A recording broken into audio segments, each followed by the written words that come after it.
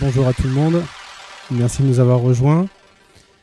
Je suis Stéphane Gornet, je suis cofondateur de Haro Group. Je vais vous prendre juste 2 minutes pour vous présenter qui nous sommes, ce que nous faisons, et puis ensuite Philippe et Stéphane vont vous présenter le projet sur lequel nous travaillons maintenant depuis 1 an et demi, autour donc des technologies Big Data. Voilà, donc vous entendez bien ? Ok. Haro Group, donc c'est une société de conseil spécialisée donc dans le monde de la banque, la finance et l'assurance. Et nous intervenons sur différents domaines, donc autour d'une offre 360 degrés, l'ingénierie, le conseil, la formation et l'édition. On intervient, je dirais, à part égale entre la partie IT et de l'assistance à maîtrise d'ouvrage, et puis ensuite on fait un petit peu de mise à disposition, d'implémentation de logiciels et également des formations et des séminaires d'actualité. La société, donc, nous l'avons créée en 2005. Aujourd'hui, nous sommes 150 collaborateurs. Nous réalisons un chiffre d'affaires d'environ 12 millions d'euros et nous sommes implantés aujourd'hui donc à Paris, à Londres, à Bruxelles, au Luxembourg. Et nous avons une équipe de développement également à Angoulême. Voilà, donc très rapidement, hein, je voulais vous dresser donc la présentation d'Haro. La politique d'Haro depuis la création, c'est une politique d'investissement. Hein, depuis 10 ans maintenant, on fait de la R&D, on investit énormément justement sur les nouvelles technologies. Donc nous avons développé différents logiciels. Un justement qui est basé sur Square Predict, qui est une solution CRM dédiée au monde des mutuelles et assurances. Nous avons également développé une solution pour le monde des asset managers. Et donc aujourd'hui, on se lance on sait se lancer maintenant depuis 1 an et demi donc sur ce projet Square Predict. Voilà. Donc on va vous le présenter. Nous prenons, j'en profite, nous proposons aux stagiaires et aux écoles justement des stages pour ce projet et pour d'autres projets. Et puis également, par la suite, si vous souhaitez évidemment nous rejoindre lorsque vous sortez de l'école, on est, je dirais, plutôt positionné correctement dans le sens où nous avons tous les référencements de la place dans le monde de la banque et de l'assurance. Donc si c'est un secteur qui vous intéresse, évidemment, c'est un des secteurs sur lesquels on peut travailler ensemble sur plusieurs années. Voilà. Merci. Merci. Donc on va vous présenter aujourd'hui le Big Data. Donc tout d'abord, moi je m'appelle Philippe Barra et je suis responsable de la R&D au sein d'Haro Group. Et comme l'a dit Stéphane, nous avons développé un CRM dédié à l'assurance. Et cela depuis de nombreuses années. Et ce projet-là nous a donné l'idée de nous lancer dans le Big Data et dans l'exploitation des données dédiées au monde de l'assurance. Donc tout d'abord, on va vous présenter notre vision du Big Data. Après, on vous dira quelques mots sur le projet Square Predict, donc notre projet Big Data. Puis à la fin, on fera une présentation un peu plus technique sur la partie Hadoop, comment développer un projet Hadoop dans de bonnes conditions. Donc tout d'abord, avant de parler de Big Data, l'origine du Big Data vient du fait qu'aujourd'hui, on produit de plus en plus de données. Notamment, on peut voir sur ce site internet où en 1 minute sont échangés aujourd'hui environ plus d'1 pétaoctet de données. Donc, ce qui est considérable et qui, avec les ordinateurs tels qu'on le voyait il y a quelques années, ne permettait pas de pouvoir exploiter ce gisement de données assez gigantesque. Le deuxième point, ce sont ces informations-là que vous pouvez voir sur la chute vertigineuse des moyens de stockage, puisqu'on estime qu'un Apple II avec un ordinateur Apple dans les années 1980, donc c'était la période de l'Apple II, l'Apple III, avec un disque dur de 1 téraoctet, coûterait environ 14 millions de dollars. Alors qu'aujourd'hui, On peut acheter un disque dur d'1 Teraoctet pour, alors là c'est marqué $70, mais en fait aujourd'hui ça coûte dans les $50. De manière, on a une chute vertigineuse du coût des CPU et aussi de la bande passante, ce qui a engendré une explosion exponentielle des ordinateurs en réseau, puisqu'on évalue, alors ce chiffre-là date de 2010, à 1 milliard d'ordinateurs connectés. Et ce chiffre va continuer à grimper, notamment avec l'explosion des objets connectés.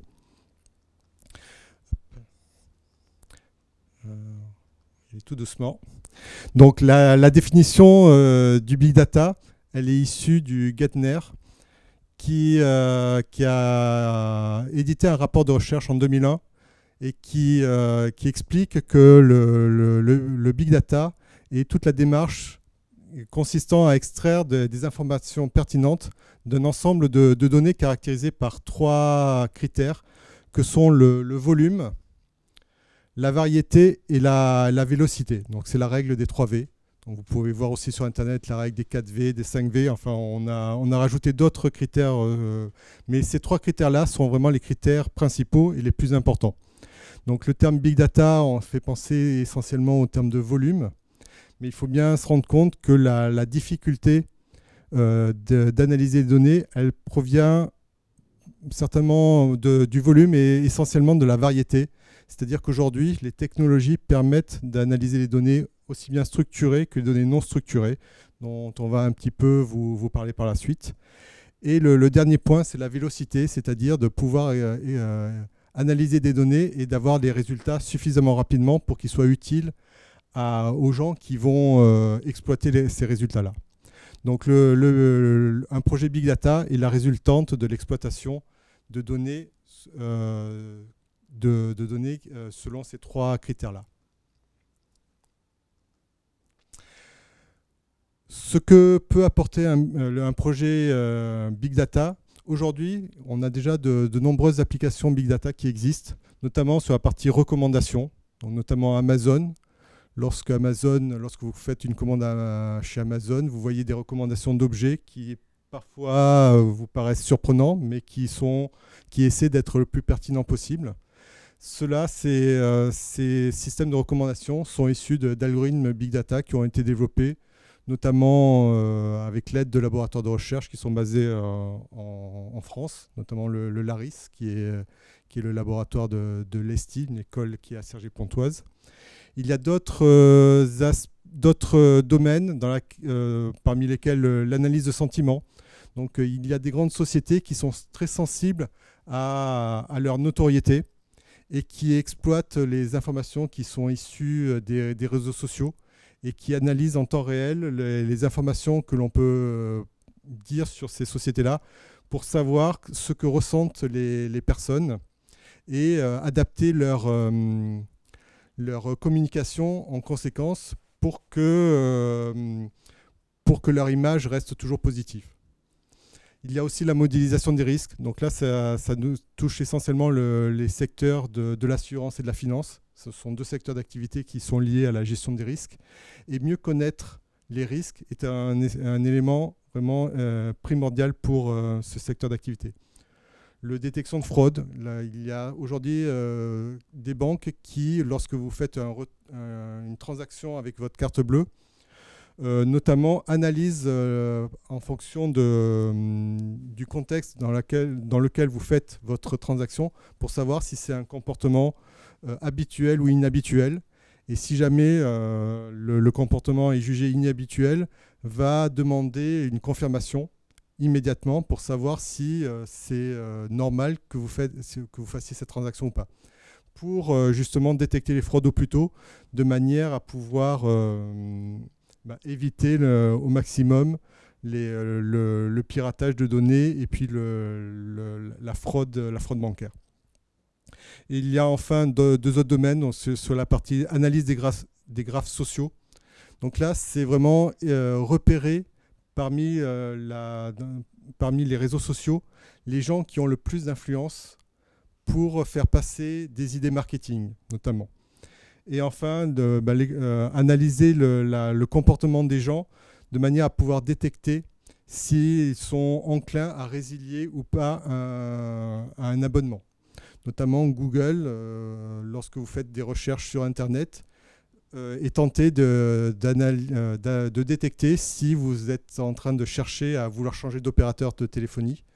Et Google va avoir régulièrement les principaux opérateurs avec une liste de gens en disant, ben voilà, est-ce que vous voulez payer cette liste de personnes qui sont susceptibles à vouloir vous quitter. Donc, des fois, avec certains opérateurs sont enclins à payer, d'autres le sont un peu moins, mais c'est des choses qui existent dès aujourd'hui. Donc, pour revenir à un projet Big Data n'est pas un projet informatique, est un projet informatique un peu particulier, dans le sens où il n'est pas là pour reproduire un processus métier bien déterminé. Donc, lorsqu'on développe un projet informatique, on n'a pas un cahier des charges qui explique ce que doit faire le système informatique. C'est un projet qui dépend des données. Et notamment, il est basé sur un contenu dont on ne sait pas à l'avance ce qu'il contient. On ne sait pas exactement ce que l'on va trouver. Et donc, un projet Big Data n'est pas basé sur un cahier des charges. Il est basé sur des cas d'utilisation, c'est-à-dire sur des problématiques qu'ont les utilisateurs, qu'ils doivent vraiment énoncer le plus clairement possible. Et ensuite, il faut définir avec ces utilisateurs-là comment, à partir des données qui sont aujourd'hui disponibles, comment on va s'y prendre pour pouvoir résoudre leurs problématiques et apporter une solution à leurs besoins. Et un projet Big Data est basé sur les technologies statistiques qui, il y a quelques années, étaient assez difficiles à mettre en œuvre, mais qui, grâce à l'explosion des ressources informatiques, aussi bien en termes de traitement qu'en termes de stockage, cette technologie-là permet aujourd'hui de pouvoir répondre à ces nouveaux services. Donc, pour résumer, un projet Big Data est la mise en commun de 3 compétences vraiment différentes. Le premier, c'est la compétence IT. Ça reste quand même un projet informatique. Des compétences en statistique. Donc ça fait appel vraiment à des gens qui connaissent bien tous les outils mathématiques et tous les outils d'analyse de données. Et les compétences métiers. C'est-à-dire qu'un projet Big Data doit répondre à une problématique métier. Et pour réussir un projet Big Data, il faut que ces 3 compétences là, les gens qui ont ces 3 compétences-là arrivent à travailler ensemble. Donc, pour travailler ensemble, eh bien, il faut mettre en place une méthodologie.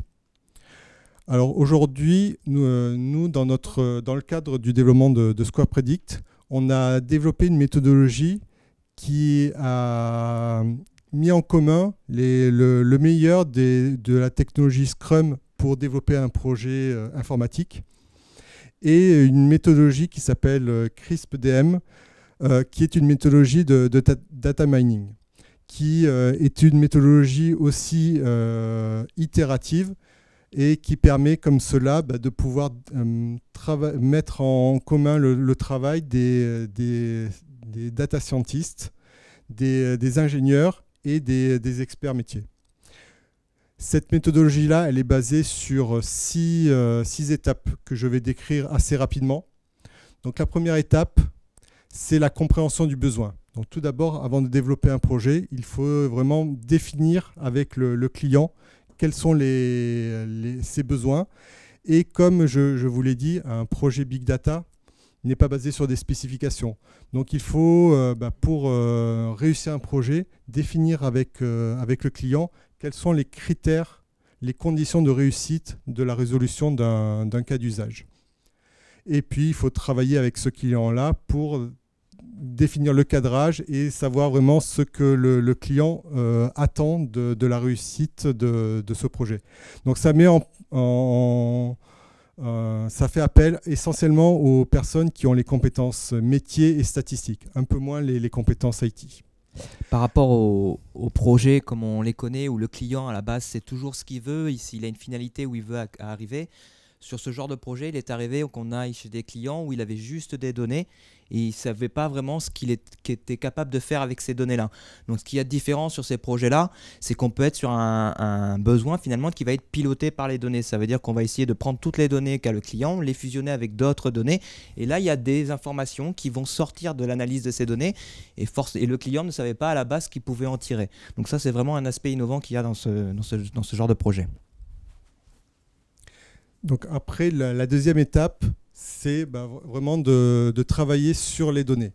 Tout d'abord, d'identifier avec le client quelles sont les données qu'il possède, mais aussi de travailler avec lui et d'explorer les données qui sont aujourd'hui accessibles. Il y a beaucoup de données qui sont en libre service. On appelle ça les données de l'open data, les données des réseaux sociaux. Il y a aussi des données qui sont payantes, mais il y a un marché pour vendre des services, de vente de données. Le deuxième point, c'est vraiment d'élaborer toutes les méthodes de collecte de ces données-là, de manière à pouvoir les regrouper pour pouvoir les exploiter. Et puis ensuite, le dernier point, c'est de mettre en place tous les moyens pour pouvoir collecter ces données-là. Donc cette phase-là fait appel essentiellement aux compétences métiers, statistiques, et légèrement IT. C'est pas l'IT commence à être un peu plus impliqué dans cette phase-là. La phase suivante, c'est une fois qu'on a toutes ces données-là, il faut pouvoir analyser ces données, auditer ces données. Avant d'appliquer les algorithmes d'analyse, il faut tout d'abord juger de la qualité de ces données. Parce qu'en fait, aujourd'hui, on a beaucoup de données qui sont accessibles, qui viennent de partout. Mais si ces données n'ont pas un caractère suffisamment qualitatif, ce n'est pas la peine de passer trop de temps à les exploiter. Donc il faut vraiment analyser pour savoir si elles auront s'il y a des points, des données qui sont trop disparates, voir si vraiment on peut les exploiter ou pas. Donc ça, c'est durant cette phase d'audit qu'il faut faire ce travail-là. Il y a un point important qu'il faut vraiment respecter, notamment sur la partie assurance, c'est que l'on collecte des données à caractère personnel. Et il faut respecter la réglementation française, qui est la CNIL. Il y a aussi une réglementation européenne qui est en train de se mettre en place. Donc il faut vraiment définir les règles de privacy à respecter, de manière à pouvoir respecter la réglementation avant toute exploitation de données. Et enfin, il faut préparer les données analysées, c'est-à-dire les mettre dans un bon format, de manière à pouvoir faire appliquer les différents algorithmes. Donc là, les compétences métiers sont moins nécessaires, mais c'est vraiment les compétences IT pour pouvoir collecter, agréger toutes ces données-là, et les compétences statistiques. Le point, donc en milieu de projet, là c'est la partie certainement la plus intéressante d'un projet Big Data, c'est vraiment de sélectionner les différentes méthodes, les méthodes d'analyse.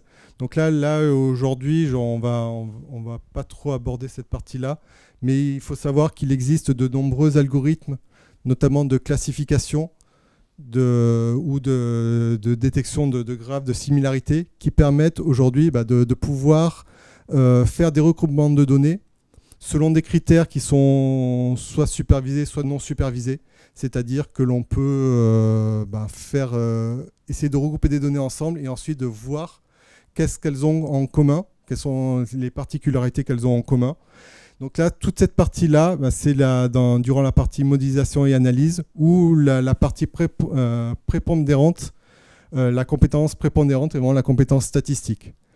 Et la partie IT vient en support pour pouvoir déployer les différents algorithmes, de pouvoir être sûr de pouvoir les faire tourner de manière à obtenir des résultats.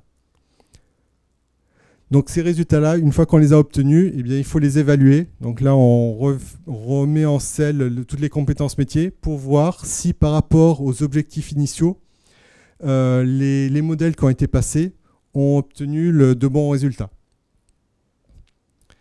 et s'ils ont obtenu des bons résultats. Donc c'est un processus qui est itératif, c'est-à-dire que dans la partie modélisation, évaluation, on peut faire plusieurs fois, plusieurs cycles, jusqu'à ce que le résultat obtenu soit satisfaisant. Et ensuite, il faut pouvoir le déployer. C'est-à-dire que les personnes qui sont demandeurs de ce genre de produits, ce sont souvent des directions. Et eux, il n'est pas question de leur montrer des matrices de données. Ce n'est pas cela qu'ils recherchent. C'est vraiment des résultats qui sont bien définis et bien lisibles pour eux. Et donc, il y a une dernière phase assez importante. C'est vraiment de la mise en forme de ces résultats-là. Donc, c'est toute la partie visualisation et reporting, de manière à pouvoir fournir ces résultats-là aux directions direction marketing le plus souvent, ou à toutes les directions des clientèles qui ont pour fournir les résultats de l'exploitation des big data. Donc voilà un petit peu assez rapidement un processus méthodologique de développement d'un projet big data. Et là, je vais parler 2 mots sur le projet Square Predict. Comment on a mis en place cette méthodologie dans ce projet-là. Donc tout d'abord, Square Predict, c'est un projet qui est réalisé qui est porté par Arrow, mais qui est réalisé par un consortium. Donc sur ce consortium-là, dans ce consortium, il y a tout d'abord Arrow, une autre société qui s'appelle ISMA, qui est spécialisée dans l'analyse de données. Donc ISMA nous a fourni les compétences en data scientist. Il y a une troisième société qui s'appelle Digitalytics, qui, elle, nous a apporté toutes les compétences en analyse de données à caractère personnel, donc tout ce qui est la partie Privacy by Design, et 3 laboratoires de recherche, donc le laboratoire d'informatique de Paris-Nord, le LIPN, le laboratoire informatique de Paris-Descartes, donc de Paris 5, et le laboratoire, le LARIS de l'ESTI. J'ai évoqué le nom tout à l'heure, qui a notamment travaillé sur l'analyse de recommandations pour Amazon. Et au sein de ce consortium-là, travaille en partenariat avec un assureur français leader mondial qui nous fournit ces données-là et qui nous a fourni ses experts métiers pour définir 2 cas d'usage. Ces 2 cas d'usage sur lesquels nous avons travaillé sont les suivants. Donc, tout d'abord, c'est l'amélioration de l'évaluation des risques en sinistralité, incendie et dégâts des eaux.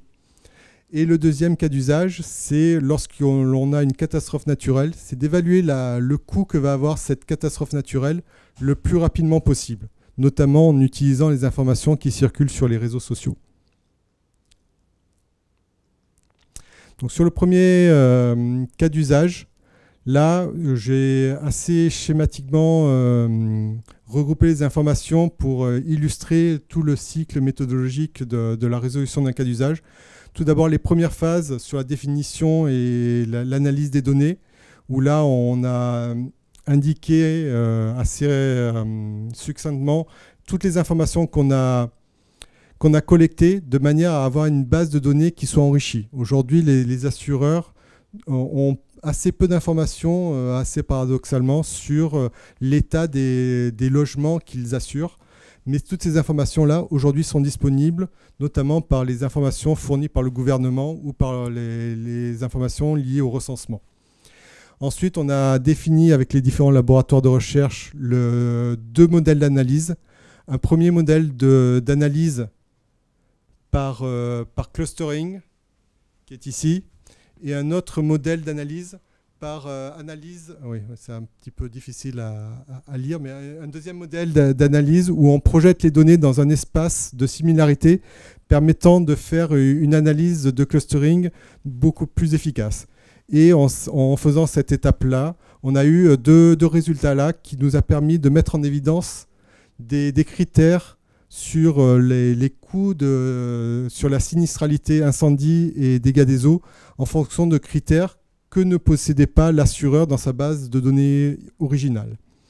Notamment sur les résultats là, on le voit sur ce schéma en bas à gauche, où pour chaque cluster, donc sur l'axe des abscisses, on voit les clusters, l'axe des ordonnées, le résultat de chaque cluster selon différents critères. Et on voit que sur certains clusters, le taux de sinistralité est beaucoup plus important, ou la charge par sinistre est beaucoup plus important. Donc le but, c'est de voir pourquoi on a des différences de comportement dans chaque cluster, et ensuite de voir la répartition géographique de ces clusters-là. Donc c'est grâce à cette analyse-là que l'on a pu affiner les critères de risque pour la sinistralité, incendie et dégâts des eaux. Le deuxième cas d'usage, c'est sur la sévérité. Donc là, les méthodes d'analyse sont un petit peu plus confidentielles. Et donc là, je ne les ai pas détaillées. J'ai juste indiqué les données d'entrée qu'on a utilisées pour exploiter ce cas d'usage-là. Donc c'est tout d'abord les données de l'assureur. Ensuite, les données d'alerte météo qui peuvent nous prévenir sur l'apparition des catastrophes naturelles et la zone géographique. Et enfin, les informations issues des réseaux sociaux, notamment de Twitter, et des flux d'informations RSS, de manière à pouvoir, en fonction des informations qui circulent, pouvoir évaluer de la sévérité. C'est-à-dire qu'on n'aura pas un coût très précis de la catastrophe naturelle, mais on pourra évaluer si une catastrophe aura un impact fort ou non pour l'assureur, de manière à ce qu'il puisse prendre des mesures en avance de phase pour pouvoir rembourser plus efficacement ses assurés.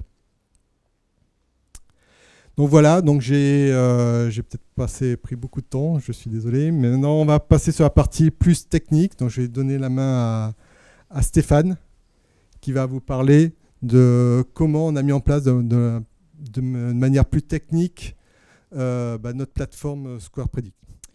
Donc bonjour à tous, donc moi c'est Stéphane Goumard, je travaille également sur la société Arrow Group, donc moi je suis le responsable technique.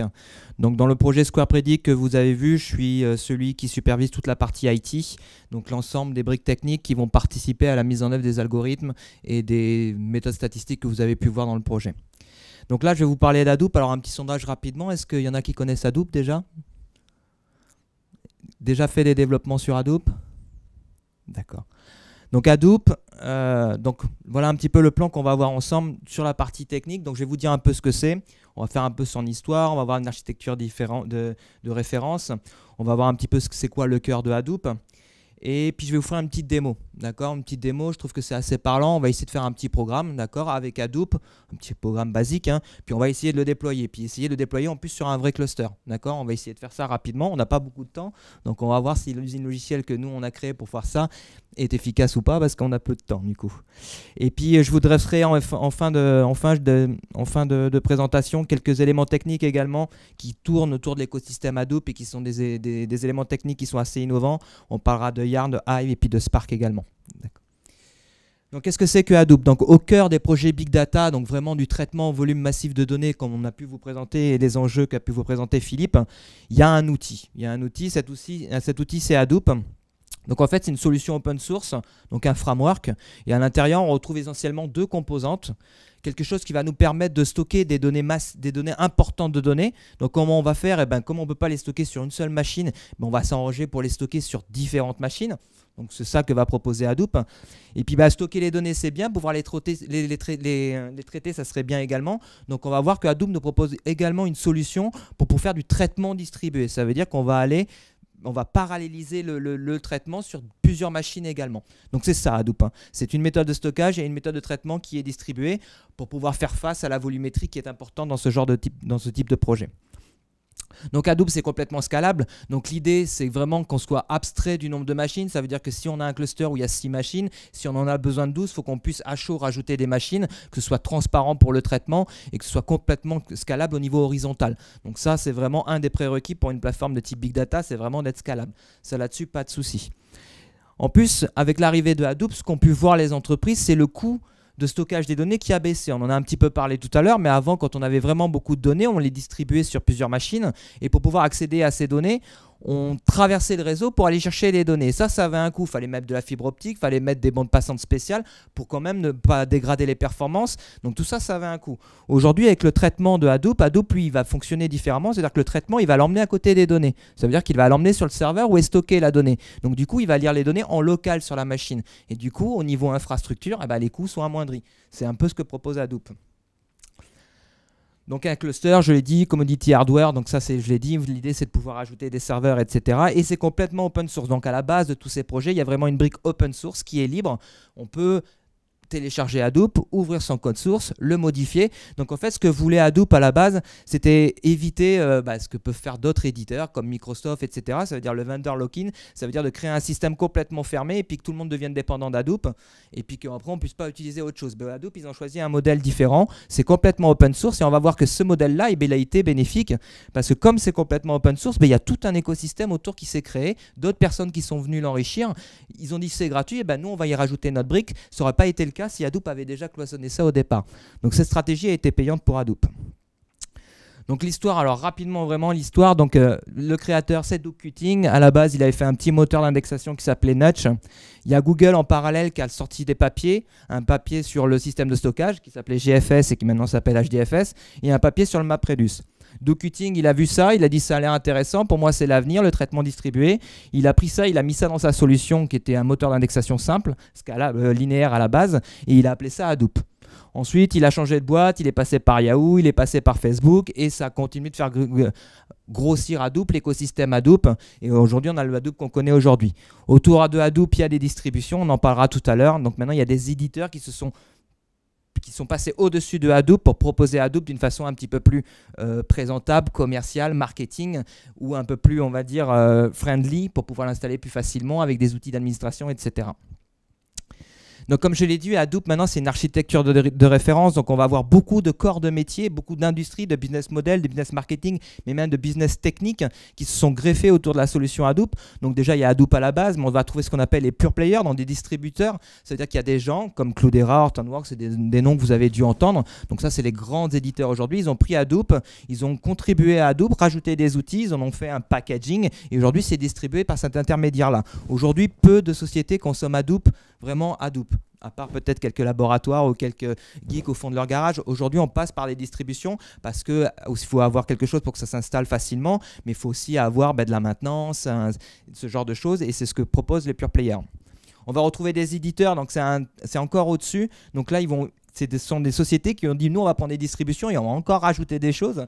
Donc là on va retrouver Greenplum, on va retrouver Oracle, on va retrouver Microsoft, etc. Donc souvent ils se disent ils arrivent avec une solution big data, mais quand on regarde un petit peu dans l'offre, on s'aperçoit qu'il y a soit une distribution derrière ou soit il y a le cœur c'est Hadoop. Mais il y a toujours Hadoop quelque part. Vraiment on va dire qu'à 98% les projets de type big data au niveau technique, il y a le cœur c'est Hadoop. Il y a vraiment aujourd'hui c'est un incontournable. On va retrouver d'autres solutions qui, eux, vont pas vendre des solutions, mais plutôt offrir des solutions à travers le cloud. Donc, c'est ce que propose Google, Amazon, par exemple, avec le MR, et puis Microsoft également, et puis Google aujourd'hui aussi, je viens de le dire. Donc aujourd'hui, l'adoption de Hadoop pour faire du traitement Big Data, maintenant il est sans équivoque. On regarde, en plus ça a été complètement croissant. Donc en 2007, il n'y avait pas grand monde, il y avait vraiment des grands leaders. Mais aujourd'hui, en 2010, et puis ça doit être aujourd'hui, c'est vraiment l'explosion. Toutes les grosses sociétés qui veulent faire du traitement distribué ont adopté Hadoop. Donc le fait que Hadoop soit open source, qu'est-ce que ça a créé? Ça a créé que d'autres éditeurs, je l'ai dit, des pure players, des éditeurs sont venus et ont rajouté leur outil. C'est pour ça qu'aujourd'hui, quand on parle de Hadoop, en fait, souvent en parabule de langage, on va parler de Hadoop, mais en fait, il y a tout un écosystème qui s'est créé autour de Hadoop. Parce que Hadoop, c'est juste du stockage et du traitement distribué. Mais ça ne suffit pas à faire un projet. Il faut collecter les données, il faut mettre de la sécurité, il faut, qu'est-ce qu'on peut dire? Il faut faire du requêtage temps réel, il faut faire ce genre de choses. Et ça, c'est des éditeurs qui sont venus rajouter des composantes autour de Hadoop, qui ont contribué, souvent ils nous ont même libéré ces solutions-là. Et tout ça, ça a créé un écosystème. Ça veut dire qu'aujourd'hui, quand on parle de Hadoop, on parle vraiment d'un système d'exploitation qui va permettre de traiter de la donnée, de sa collecte à son analyse jusqu'à la visualisation. Et c'est ça qui est important. Parce qu'avec Hadoop, on ne ferait pas grand-chose. Donc, au cœur de Hadoop, il y a deux choses. Donc, j'ai dit d'abord un système de stockage. Donc, le système de stockage, ça s'appelle HDFS. Donc, je vais essayer de passer rapidement. Donc, ça s'appelle Hadoop Distributed File System. Donc, l'idée, comme je l'ai dit, c'est de dupliquer les données sur plusieurs machines. D'accord? Donc, un système de fichiers distribués, scalable horizontal, j'en ai parlé, tolérant aux pannes. Bien sûr, c'est des systèmes qui se répliquent. Les données sont clusterisées, mais elles se répliquent aussi plusieurs fois sur les clusters. Ça veut dire que s'il y a un nœud qui tombe, bien sûr, il sera remplacé par un autre. Ça aussi, c'est quelque chose qu'on ne peut pas se passer. Et donc, qu'est-ce qu'on a au cœur du HDFS? Donc, en fait, c'est un cluster. Alors, ça va être un ensemble de machines qu'on va appeler un cluster, et chaque machine va être appelée un nœud. Et un nœud dans un cluster, il peut avoir deux fonctions. Soit c'est ce qu'on appelle un name node, donc ça veut dire que ça va être un nœud principal, ça veut dire que ça va être un petit peu le master dans le maître esclave, ça veut dire que ça va être lui qui va décider un petit peu où est-ce qu'on va stocker les données, qui va coordonner les jobs et qui va coordonner les stockages sur les fichiers. C'est même par lui qu'on passe quand on veut accéder à un fichier dans le cluster. Donc ça peut être une fonction. Logiquement, dans un cluster, il y en a deux. Pour avoir un système de failover, s'il y en a un qui tombe, il y en a un qui prend le relais. Toutes les autres machines qui sont des nœuds également, on les appelle des data nodes. Donc là, ça parle tout seul, ça va être des nœuds qui vont stocker des données. Donc soit c'est un name node, soit c'est un data node.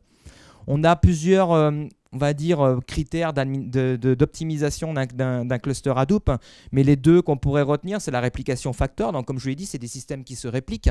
Donc du coup, on peut dire combien de fois on souhaite répliquer la donnée sur les machines. Donc ça, c'est un paramétrage qu'on peut faire. En règle générale, c'est des multiples de 3. Donc quand on crée un cluster, nous, ça a été notre cas, mais on ne choisit pas le nombre de machines aléatoirement. On va regarder le réplication factor, et en fonction de ça, on va dire, bah, tiens, 3 machines, puis si jamais je veux augmenter, je ne vais pas en prendre 4. Parce que autrement, ça va être compliqué de répliquer. Donc, on va en prendre 6, etc. pour respecter ce réplication factor. Donc, je crois que c'est un paramètre assez important quand on parle d'optimisation. Le deuxième paramètre, c'est le block size. Donc, comment Hadoop sait comment il va stocker, sur quelle machine il va le mettre, etc. Mais il se base sur la taille d'un bloc. Donc, si vous lui donnez un gros fichier d'1 Tera, il met un bloc de 128 mégas. Et puis, quand il n'y a plus de place, etc., c'est comme ça qu'il partitionne les données sur le cluster. C'est pas plus compliqué. Ça aussi, c'est paramétrable. Donc, voilà en gros le HDFS. Donc ça, c'est pour le stockage. Comme je vous l'ai dit, stocker les données de façon distribuée, c'est bien, mais si on ne peut pas les traiter de façon distribuée, ça veut dire quoi? Ça voudrait dire qu'une fois qu'on les a stockées, il faudrait faire ce qu'on sait faire aujourd'hui, aller chercher les données, les ramener sur une machine et faire un traitement. Du coup, on a perdu ce qu'on voulait faire. S'il y a un pétaoctet de données à traiter, on ne va pas pouvoir les mettre sur une machine. Déjà, ça ne tiendra pas en mémoire, puis on ne peut pas les mettre sur le disque parce que ça ne tient pas. Donc, on ne peut pas fonctionner comme ça. Donc, dans Hadoop, on a aussi un système de traitement distribué.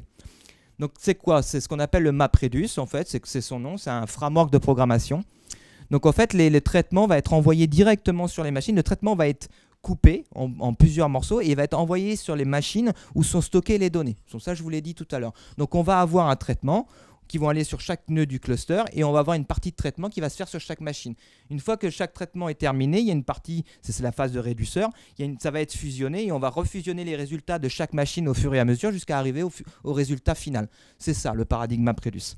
Donc en fait, on a vraiment deux fonctions dans ce paradigme de programmation. Donc une fonction map qui va être là pour convertir les données en entrée en une série de paires-clés-valeurs. Donc l'idée de la fonction map, ça va être de combiner les données qui ont un lien entre elles. Alors l'idée, ça va être ça, c'est une HMAP. Si vous êtes développeur, vous savez ce que c'est une HMAP. Donc on va regarder les données et puis celles qui ont un lien entre elles, on va leur donner la même clé. Donc qu'est-ce qui va se passer?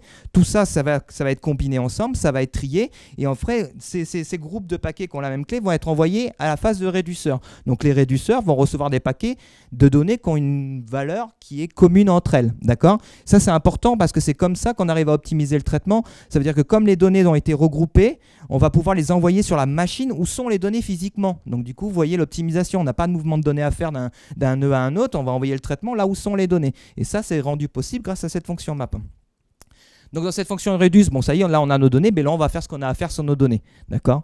Donc là on va appliquer les traitements sur l'ensemble des valeurs regroupées par leurs clés, consolider les données, etc. Donc c'est vraiment dans cette étape de réduceur où on va, tout ce qui avait un lien entre elles, on va les combiner, faire un traitement, on va arriver à des paquets de plus en plus petits et à la fin on va arriver au résultat final. C'est important ça parce que cette façon de programmer, c'est très structurant pour des développeurs comme nous qui font du Java avec des boucles for ou peu importe le langage de programmation, parce que là, il faut penser que le traitement va être coupé en petits morceaux, qu'on va travailler sur des petites parties des données. Donc tous les traitements qui ont besoin d'avoir une vue d'ensemble des données, etc., c'est quelque chose qu'il faut complètement repenser. Donc aujourd'hui, un des principaux travaux que nous, on a à faire quand on a des chercheurs en face de nous, ils arrivent avec des algorithmes d'analyse de données, de statistiques. Mais ça, c'est des choses qui fonctionnent très bien en séquentiel, en Python sur une machine. Le problème, c'est on essaie de leur expliquer que maintenant, ça va être distribué.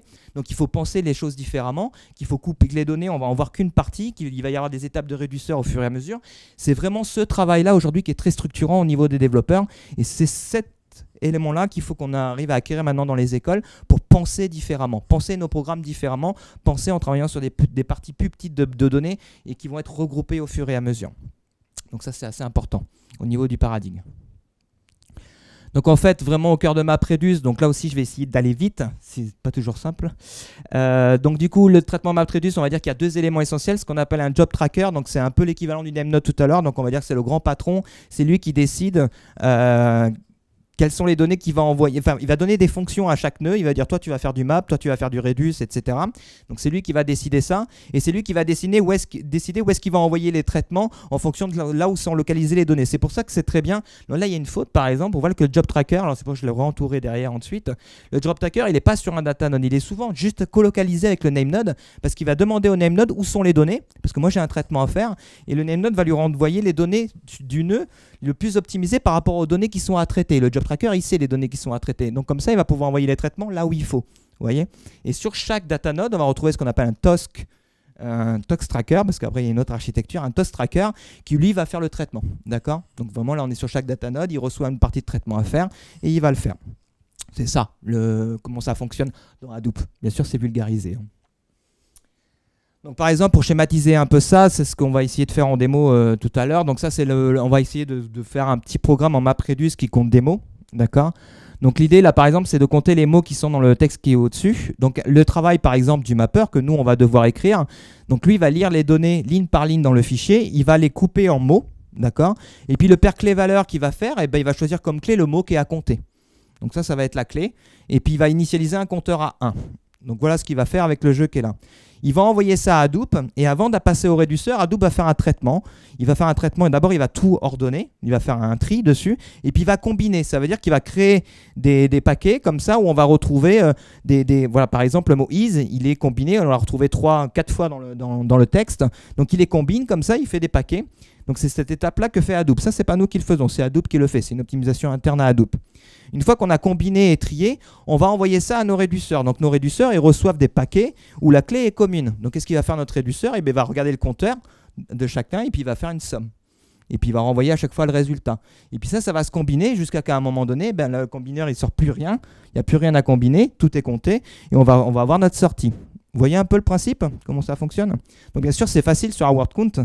C'est beaucoup plus difficile sur un algorithme de Louvain, par exemple, ou un algorithme de data mining. C'est vraiment un travail très très compliqué d'essayer de penser comme ça quand vous passez un algorithme séquentiel en distribué. C'est ce que je vous disais tout à l'heure. C'est plus facile pour faire des word count. Moi, je m'arrête au word count, tant mieux. Donc là, au niveau de la démo, on va essayer de faire un petit word count. Donc, bien sûr, on peut télécharger, nous, Hadoop, l'installer sur notre machine. Alors après, qu'est-ce qu'il faut faire ? Il faut essayer de le démarrer. Alors voilà, déjà, c'est assez compliqué. Puis après, il y a plein de lignes de commande pour envoyer des fichiers de test direct sur le HDFS. Puis après, il y a d'autres lignes de commande pour essayer de faire un jar. Et puis, il y a d'autres lignes de commande encore pour pouvoir lancer le job. Voilà, enfin, c'est possible de le faire à la main. Nous, dans notre projet, on travaille avec des chercheurs qui n'ont pas un sens technique aigu, on va dire. Donc ce qu'on a fait quand on a créé Square Predict, on a créé une usine logicielle. Donc une usine logicielle qui regroupe tous les outils pour pouvoir faire du développement sur Hadoop et bien plus que ça. Là aujourd'hui on se focalise sur Hadoop parce qu'il faut bien faire une introduction, mais l'écosystème distribué est beaucoup plus large que Hadoop. Donc on a créé une usine logicielle qui regroupe tous les outils et qui quelque part va masquer toute la complexité technique de mise en œuvre d'un programme aux chercheurs pour qu'ils puissent se concentrer sur leur algorithme. Donc qu'est-ce qu'on va trouver à l'intérieur ? On va retrouver une distribution Hadoop bien entendu. Donc ça, c'est un projet open source. C'est sur un dépôt Debian pour ceux qui sont habitués avec Linux. Donc vous faites apt get install script foundation for Hadoop, ça s'installe sur votre poste. Donc voilà. Dedans, on va retrouver donc une Hadoop, une distribution Hadoop qui s'appelle Hortonworks. On va retrouver Eclipse. Tout le monde connaît Eclipse à peu près, non ? C'est un IDE qui permet de coder, d'accord ? Qui me permet de coder en Java et d'autres langages. Donc on va retrouver un IDE qui va permettre de faire de la programmation et dedans on va retrouver plusieurs plugins qui vont permettre de faire du Scala, du Java, du Python, tous les langages de programmation qu'adorent utiliser les chercheurs pour pouvoir développer. Un gestionnaire de projet, donc ça veut dire que nous, on va abstraire le chercheur de tout ce qui va être compilation, packaging, gestion des dépendances, etc. On va inclure un gestionnaire de projet qui va gérer tout ça pour lui. Il n'a pas à se soucier, est-ce que j'ai la bonne librairie de Hadoop, est-ce que j'ai la bonne librairie de Hive, etc. Tout ça, ça lui tombe un peu du ciel. Lui, il utilise les fonctions à l'intérieur. Il ne sait pas trop comment ça se passe, et tant mieux. À l'intérieur également de l'usine logicielle, on va retrouver des templates de projet. Ça veut dire que nous, vous divisez, je vais vous montrer, hein, vous voulez faire un programme par exemple Hadoop en Java, vous avez un template, voilà, un bouton, je vais faire un projet Hadoop en Java, ça vous crée toute une structure de projet où il y a déjà tout ce qu'il faut pour pouvoir faire du Hadoop en Java. Donc une configuration déjà faite, des dépendances qui sont déjà initialisées, un dossier pour mettre les sources, un dossier pour mettre les tests, etc. On est allé un peu plus loin que ça parce que nous, on a une vision, on va dire, un peu plus élargie. On se dit qu'aujourd'hui, on est sur des projets de recherche, donc personne post-industrie. Mais demain, on va avoir ce qu'on a eu l'effet quand on a commencé à créer des logiciels. Ça veut dire que les gens vont vouloir industrialiser. Ça veut dire qu'on va vouloir packager à la volée, qu'on va vouloir créer des tests unitaires, qu'on va vouloir faire du déploiement continu, qu'on va vouloir faire des choses comme ça qu'on fait aujourd'hui avec les logiciels actuels. Donc nous, aujourd'hui, déjà, dans notre méthodologie, on a incorporé des outils dans notre usine logicielle qui permettent d'avoir ce genre de choses. Par exemple, vous pouvez écrire des tests unitaires, alors c'est assez innovant pour le fait, des tests unitaires sur un programme Hadoop. Ça veut dire que nous, on a, par exemple, pour permettre ça, on a créé un système qui permet de créer un mini cluster dans la mémoire pour exécuter un mini test unitaire et pouvoir sortir un jeu de résultats et pouvoir le tester. Donc ça, c'est des choses qu'on a incorporées dans l'usine logicielle. Donc tout ça pour dire que nous, on a un petit outil qui est open source. Pour faire du Hadoop, je trouve que pour commencer, c'est pas mal d'utiliser cet outil. Au moins déjà, ça va un peu plus vite. On ne prend pas 5 jours pour pouvoir juste installer un Hadoop sur sa plateforme. Voilà. Donc quand on crée un projet Hadoop avec l'usine logicielle, donc plusieurs étapes, donc créer le projet avec l'archetype, on va voir comment ça se passe, développer une fonction map et une fonction reduce, ça on ne peut pas l'enlever, malgré qu'il y ait une usine logicielle, il faut bien qu'on code un petit peu. Donc on va faire le word count, donc on va créer le map et on va créer le reduce. On va écrire un test unitaire, donc là on verra un petit peu le fonctionnement in memory. On va tester sur un cluster mais sur la machine, en standalone. Et puis on va aller plus loin encore, on va tester sur un cluster mais en distance. C'est-à-dire que l'usine logicielle, elle permet d'être connectée avec un vrai cluster pour un passage à l'échelle. Et avec un bouton, vous pouvez déployer sur une vraie plateforme et lancer votre job. Aujourd'hui, quand on la distribue, elle est distribuée avec un cluster qui est à nous, qui est d'un de nos partenaires. Donc on a un cluster de 6 machines qui permet de faire des passages à l'échelle et vraiment de lancer nos programmes sur un vrai cluster. Ce qui peut quand même être intéressant. Donc je vous rapidement un petit peu de code, hein, histoire de faire un peu techos. Donc là, une fonction map. Donc une fonction map, c'est celle qu'on a à écrire.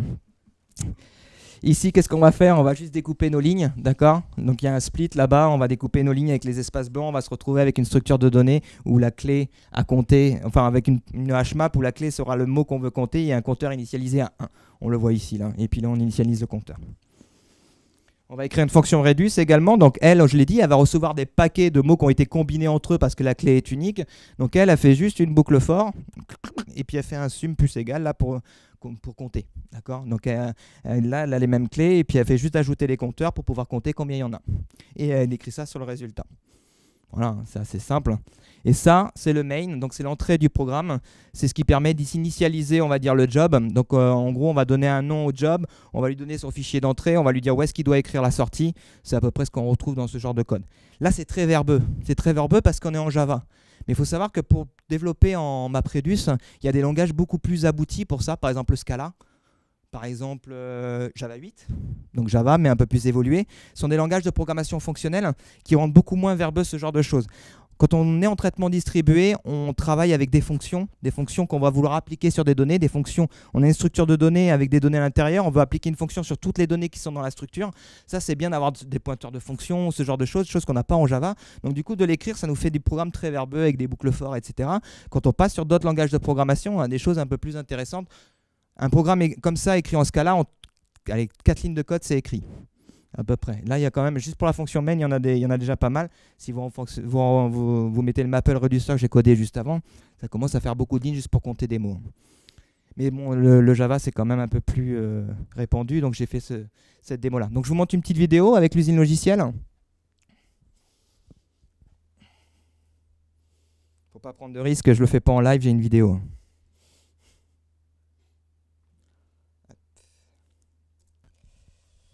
Donc là, on est dans l'usine logicielle, donc on est dans l'éditeur. Donc on a un éditeur, voilà, qui va nous permettre de créer notre projet. Donc on va avoir des assistants de type WizWing qui nous permettent de créer notre projet. Donc là, on va aller chercher notre type de projet qu'on veut créer. Donc c'est les fameux archetypes que je parlais tout à l'heure. Donc là, vous avez toutes les typologies de projets. C'est passé un peu vite. Mais là, j'ai choisi Hadoop en Java. Et là, vous donnez un nom à votre projet. Donc voilà, vous avez des assistants assez visuels qui sont quand même assez simples d'utilisation. Donc là, on a décidé de créer un projet de type Hadoop, traitement distribué, écrit en Java. Donc il y en avait d'autres de disponibles. Donc comme vous voyez ici, on se retrouve avec un projet où il y a toute une arborescence qui a été créée. Donc ce qui est assez intéressant, c'est qu'on retrouve des dossiers assez connus de Java. Bon, on va pouvoir mettre nos sources, on voit qu'on va pouvoir écrire des tests, mais le dossier conf et le fichier qui est ici, là, c'est tout ce qui va être gestion de dépendance, etc. Donc on voit que c'est créé automatiquement par le système. Il n'y a pas besoin de s'en préoccuper. Donc la suite, c'est que maintenant, il va falloir que j'écrive mon mapper et mon réduceur. Donc là, toujours des assistants visuels. Donc je vais créer une classe en Java. On va lui donner un nom. Donc là, le nom du package. Donc je sais pas, vous avez déjà développé avec Eclipse ou pas? Un peu? Ouais. C'est tout? Il y a des développeurs dans la salle? Ah ouais. Ouais, du coup, mon éditeur, machin et tout. Ouais,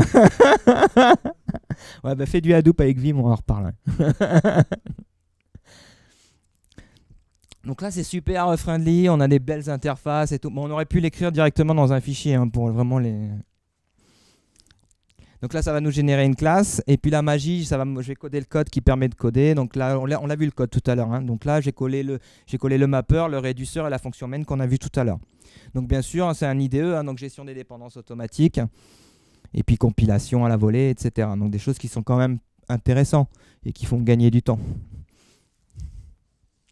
Donc là, je vous montre qu'il y a la fonction map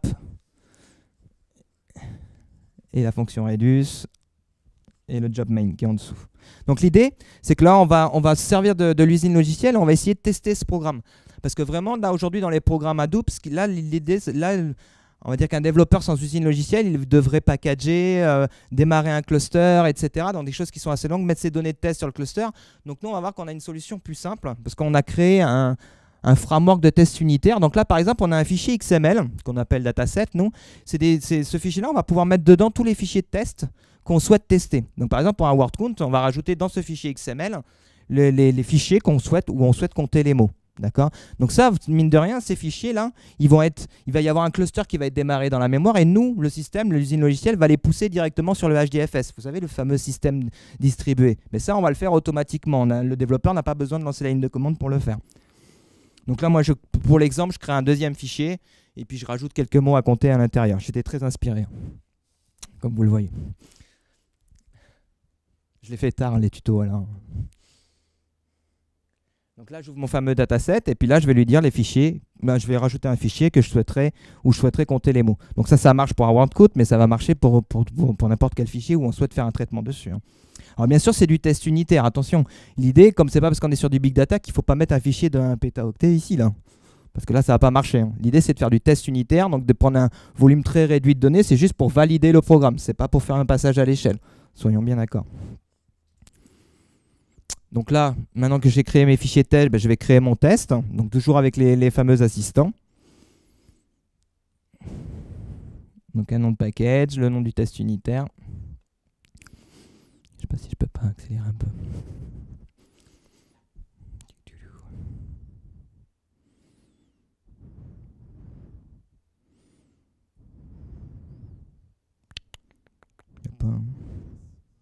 Tu l'as vu? Hop. Donc on va essayer d'aller un peu plus vite. Hop. Donc là, gestion des dépendances automatiques. Vous avez besoin d'une dépendance. Donc là, pour faire du test unitaire, il y a une dépendance. Donc vous avez des éditeurs. Donc vous êtes des vrais développeurs, des hardcodeurs. Ça vous paraît peut-être inutile, mais quand vous êtes un chercheur, ben c'est quand même assez simple de dire moi je voudrais utiliser Spark. Je commence à taper Spark, puis là il y a un truc qui apparaît, je clique dessus et ça marche, quoi. Donc ça, c'est plutôt sympa. Là, j'ai écrit un test unitaire. Donc le test unitaire, il va appeler ma fonction main. Et puis après, il va aller lire le résultat dans la mémoire et puis il va regarder quelques mots, si je les ai bien comptés. Donc on voit des asserts, etc. Donc on voit des validations de tests. Ça va nous permettre de valider notre programme. Mais on peut imaginer qu'il y ait une plateforme d'intégration continue demain, un Jenkins par exemple, ou une plateforme d'intégration qui tous les soirs prend tous les programmes de tous les chercheurs, les exécute et fasse les tests unitaires pour voir si les gens n'ont pas cassé des choses ou s'ils ont bien travaillé, etc. Donc dans un processus d'industrialisation, c'est assez important. Donc voilà, là les tests se sont bien passés, donc ils ont été validés. Donc ma deuxième phase de test, maintenant je vais essayer de tester, mais sur un vrai cluster, mais sur la machine. Donc pour ça, pareil, l'usine logicielle va m'automatiser pas mal de choses. Donc là, je clique sur un bouton et ça va me déployer ça. Ça va me démarrer un cluster sur ma machine, mais cette fois un vrai cluster, pas en mémoire, un vrai cluster. Ça va packager mon programme, l'envoyer sur le cluster en local, envoyer les fichiers et lancer le programme. Vous avez à partir de l'IDE des assistants pour voir si le job s'est bien passé. Donc là, par exemple, on voit que le job s'est bien passé. C'est ici aussi que vous avez accès au log, etc. pour voir s'il y a eu des erreurs, parce que là, il s'est bien passé, mais des fois, ça se passe mal. Vous avez un autre assistant pour aller voir les fichiers de résultats. Bon, on aimerait bien voir s'il a bien compté ou pas. Donc là, hop, on ouvre également un web UI. C'est celui d'Hadoop. Donc ça, c'est vraiment de l'aide, en fait, pour vous. C'est-à-dire qu'on a paramétré les URL, etc. On a démarré le cluster. Et là, on va aller voir le fichier s'il a été bien compté. Donc on va le chercher. Hop, là voilà, et là, il y a le comptage de mots. On n'a compté qu'un fichier dans mon test. Donc voilà une deuxième façon de tester. On n'a pas sorti de l'IDE, vous n'avez pas vu Hadoop, il n'y a pas eu une ligne de commande, pourtant on en a fait des choses. On a démarré des clusters, on a déployé des fichiers, etc. Donc dernier test qu'on peut faire, c'est d'aller tester sur une vraie plateforme. Donc là, toujours dans ce fichier, vous pouvez donner un serveur, une URL ici, qui va être un serveur, ou en fait c'est un Edge Node. Alors je vais expliquer rapidement. En fait, sur les clusters Hadoop, quand vous les déployez on va dire en production, il y a le cluster lui-même, donc les nœuds. Et en règle générale, il y a une petite machine qu'on appelle le Edge Node qui est juste avant. Et cette machine, en fait, c'est une sorte de passerelle vers le cluster. Ça veut dire que tout ce qu'on va vouloir faire avec le cluster, on va passer par cette machine-là. D'accord ? Donc vraiment, en règle générale, on ne va pas taper dans le data node ou dans les name nodes en ligne de commande. On a plutôt une passerelle au-dessus qui connaît tout le monde et on passe par cette passerelle. Alors déjà, ça permet à la fois de déployer des services nodes, donc tous les web UI, etc. On va les mettre sur ce nœud-là. Mais ça permet également de faire de la sécurité, de créer des canaux VPN ou comme ici, un tunnel SSH. C'est-à-dire que notre usine logicielle qui est sur votre poste va pouvoir communiquer avec un tunnel SSH, qui est un protocole particulier pour lancer des commandes, va pouvoir communiquer avec ce Edge Node et pouvoir interagir avec le cluster. Et c'est cette fonctionnalité-là qu'on a utilisée au travers de l'usine logicielle. Donc nous, comme on veut déployer là sur un vrai cluster, on a juste une URL à mettre ici, donc un compte SSH valide. Donc là, il y a une clé qui permet de faire l'authentification. Et ça va déployer automatiquement sur le serveur que vous lui avez donné, lancer le traitement. Et là, vous pouvez par contre travailler avec des données massives. Vous pouvez travailler sur des fichiers de grosses valeurs, parce que là, ils sont sur le serveur. Vous êtes sur un passage ASL, vous êtes sur un vrai cluster à ce moment-là. Mais encore une fois, on a vraiment voulu vulgariser au travers de l'usine logicielle ça. Donc du coup, ça va assez vite. Donc là, il me dit que ça s'est bien passé. On va aller voir. Donc là aussi, on a des assistants pour pouvoir ensuite aller sur la plateforme distante. Donc là, on est sur la plateforme distante. C'est une web UI, mais qui n'est pas sur ma machine. Et on voit que ça s'est bien passé. Donc là aussi, on a accès au log, etc. Et pareil que tout à l'heure, sur la plateforme distante, on va aller voir le fichier qui a été généré si le comptage a été bien fait. Donc là, pareil, job, là, vous avez dans l'assistant, vous pouvez aller voir. Et là, vous voyez, logiquement, le comptage a été bien fait. Donc voilà, là, je vous ai montré comment on fait un word count, comment on fait du traitement distribué. Et je vous ai également montré comment on le vulgarise avec l'usine logicielle. Moi, je ne veux pas vendre mon usine logicielle. Sachez que tout ce qui a été fait ici, vous pourriez le faire avec un éditeur VI sans problème et puis faire des lignes de commande et le faire également. L'usine logicielle, elle est juste là pour vous simplifier la vie, packager tout ça.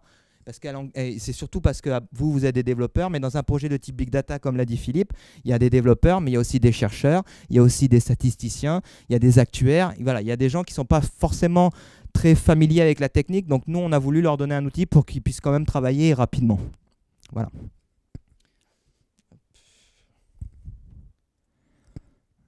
Par contre, tu fais comment après? Affichage. Où?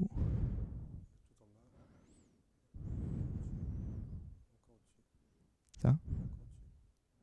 Ça? Ok. Ok, merci Philippe. Ça va jusque-là? Ok. Donc je vous parle rapidement de quelques points que j'aimerais quand même évoquer là aujourd'hui, parce que c'est quand même un Tech Day et que vous parlez de Hadoop comme ça ne serait pas complet. Donc dans Hadoop, il y a un système qu'on appelle Yarn. Donc qu'est-ce que c'est que Yarn? C'est le MapReduce que je vous ai expliqué, mais la version actuelle. Parce que le MapReduce que je vous ai expliqué, c'est le MapReduce d'il y a longtemps. Aujourd'hui, il y a un nouveau système qui est sorti avec Hadoop 2 qui s'appelle Yarn. Donc c'est un nouveau MapReduce qui a été repensé. Je vais vous dire pourquoi il a été repensé. Aujourd'hui, personne ne dit Yarn. Tout le monde continue de dire MapReduce. D'accord. Donc vous entendrez toujours parler de MapReduce, mais aujourd'hui le système il est basé sur cette architecture-là. Donc pourquoi ils ont revu MapReduce? Parce qu'il y avait plusieurs choses qui n'allaient pas dans le MapReduce initial. Par exemple, on s'est aperçu que les valeurs, ça veut dire qu'au départ d'un job, enfin même pas au départ d'un cluster, les machines elles étaient dédiées. Ça veut dire qu'on disait je vais avoir 4000 machines qui vont faire que du map et il y a 4000 autres machines qui vont faire que du Redux. Mais ça c'était complètement, on va dire, pas idiot parce que quand même ils sont forts ceux qu'on fait Hadoop, mais c'était pas très bien pensé parce qu'au départ d'un programme, vous avez beaucoup de maps à faire parce que tout arrive dans les mappeurs et vous avez d'abord beaucoup de maps à faire. Et c'est après que les réducteurs commencent à travailler. Donc qu'est-ce qui se passait sur un système comme ça?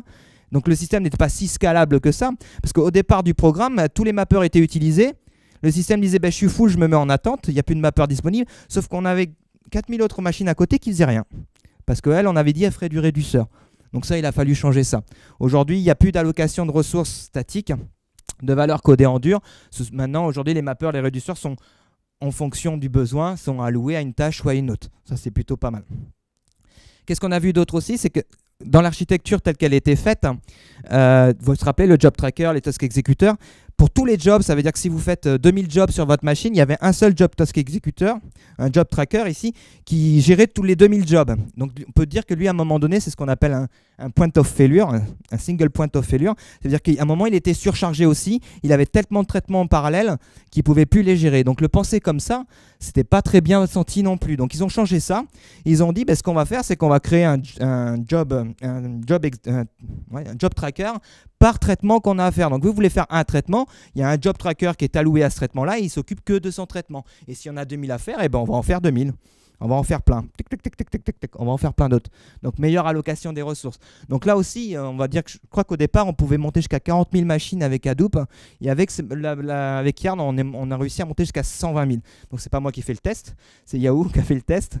Mais Yahoo a réussi à monter 120 000 machines en parallèle avec ce système-là. Avant, il était limité à 40 000 à cause de choses comme ça. Donc voilà, hop. Donc qu'est-ce qu'on a vu d'autre avec Yarn rapidement? C'est grâce à Yarn que l'écosystème Hadoop est aujourd'hui, ça veut dire qu'on est autant de briques techniques autour de Hadoop aujourd'hui. Parce qu'avant Hadoop, le problème c'était que c'était une brique open source qui était codée un petit peu comme ils pouvaient, les gars. Ça veut dire il y avait des codeurs qui développaient dessus, mais il n'y avait aucune maintenance, aucune gestion du code source, aucune gestion du deprecated ou ce genre de choses. Donc du coup, avant, quand il y avait une modification dans le corps de Hadoop, tous les logiciels qui s'étaient un petit peu greffés dessus, ils tombaient tous. Donc du coup, qu'est-ce qui se passait? Personne ne voulait créer des logiciels pour Hadoop. L'idée, c'est pas d'investir 2 ans de travail et puis dès qu'il y a une nouvelle version, de mettre son projet à la poubelle. Donc ils ont revu ça, ils ont revu complètement leur copie et aujourd'hui, il y a des vrais développeurs avec des vrais processus de développement qui permettent de gérer un code source propre avec des systèmes de deprecated, des fonctions qui ne disparaissent pas, des versions définitives, maintenues, etc. Donc là, du coup, avec ça, tout le monde s'est mis à coder autour de Hadoop et on retrouve plein de nouvelles fonctions maintenant autour de Hadoop qui permettent de faire plein de choses. Donc Yarn, c'était assez important. Donc là, on en voit rapidement, mais par exemple, Hive, on va le voir. Donc Hive, j'en parle pas, mais Spark, on va le voir ici. HBase, par exemple, ça permet de faire une base NoSQL basée sur Hadoop. Qu'est-ce qu'on a d'autre? On a Thèse, par exemple, qui est un modeur de streaming. L'idée, ça va être de pouvoir faire du traitement temps réel sur les données. Donc voilà, on a plein de petits outils comme ça. Alors il y a du Flume pour pouvoir agréger des logs directement, on va trouver du Scoopé pour pouvoir passer une base de données directement dans le HDFS. Tous ces petits outils qui sont aujourd'hui sur open source ont été libérés, ils sont rendus possibles grâce à l'innovation qu'il y a eu avec Yarn. Je vous parle rapidement de Hive. Donc en fait, faire du traitement analytique sur les données de masse avec le MapReduce, etc., c'est bien. Mais à un moment donné, on veut pouvoir visualiser ces données, on veut pouvoir y accéder. Mais aujourd'hui, le système MapReduce n'est pas fait pour faire une requête SQL comme vous les connaissez. C'est pas fait pour faire, c'est ce qu'on appelle du full scan, c'est-à-dire qu'il va être très puissant s'il doit lire toutes les données, faire un gros traitement batch dessus. Mais si vous voulez sélectionner 3 colonnes dans un fichier du HDFS, il n'est pas du tout fait pour ça. Donc il y a Hive qui a été créé pour ça. Donc il introduit 2 choses. Hive, déjà, il permet de faire du SQL, tel que vous le connaissez, avec le cluster Hadoop. Donc ça, c'est assez intéressant. Donc en plus, vous allez pouvoir connecter vos applications habituelles parce qu'il existe des pilotes ODBC, alors JDBC ou ODBC, peu importe. Donc vous allez pouvoir brancher, alors là j'ai des tableaux qui permettent de faire la visualisation, mais vos fichiers Excel, etc., vous pouvez brancher vos pilotes ODBC dessus. C'est du SQL, donc ça a permis de faire ça également.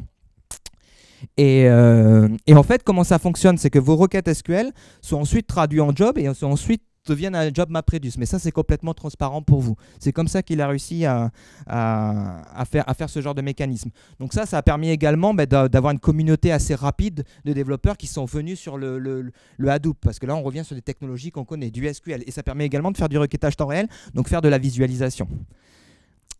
Hive, il est bien, mais comme on l'a vu, il a des taux de latence assez importants parce que derrière, ça reste quand même du job MapReduce. Il existe des nouvelles technologies aujourd'hui. Alors, je vous dis les noms. Par exemple, Impala, Spark SQL, Drill et Elasticsearch for Hadoop.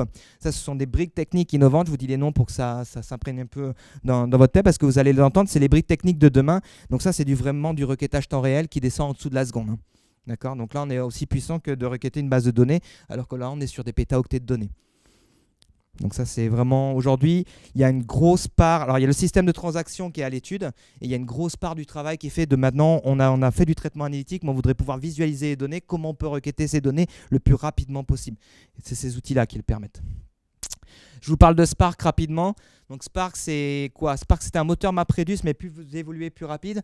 On va dire que lui, c'est le gros concurrent de Hadoop, on va dire, même s'il fonctionne souvent à côté d'Hadoop. C'est le gros concurrent de Hadoop. Qu'est-ce qu'il fait, lui? Lui, il s'est dit, moi, le traitement distribué, je ne vais pas le faire sur les disques. Je ne vais pas utiliser les disques durs, je vais utiliser de la mémoire distribuée.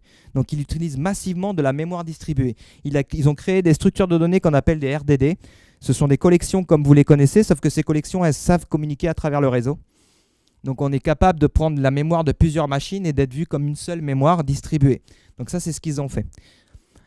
On trouve un langage de programmation orienté les ILS. Ça veut dire qu'en fait, on va trouver ce que je disais tout à l'heure, un vrai langage de programmation qui va être adapté au traitement MapReduce. Aujourd'hui, si vous faites du Hadoop classique en Java, quand vous faites 5 opérations, il va appliquer les 5 opérations au fur et à mesure que vous lui dites. Ça veut dire qu'il va lire les données, faire la première opération, écrire les données, relire les données, faire la deuxième opération, etc. C'est pas très pertinent ça. Si on devait le coder nous, on ferait une boucle for avec un grand bout de code et on ferait les 5 choses qu'on a à faire sur la collection. On ne va pas les lire, relire, etc. Mais avec Hadoop, lui, pourtant, il a cette tendance-là à aller lire les données à chaque fois qu'il veut faire un truc dessus. Et bien eux, ils ont dit non, on ne va pas faire comme ça.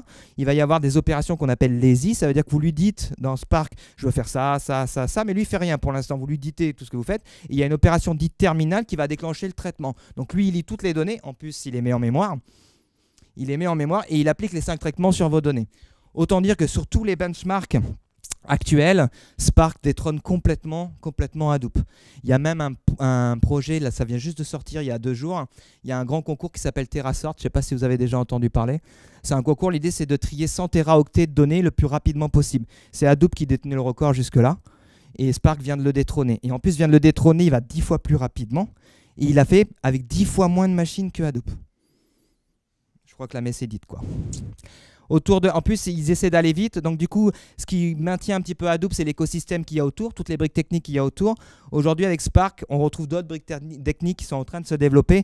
Donc, voilà, la concurrence est là et on arrive vraiment sur un projet innovant. Spark, dans le projet Square Predict, est massivement utilisé parce qu'en termes de performance, aujourd'hui, on peut définitivement faire mieux. J'ai terminé. Est-ce que vous avez des questions ?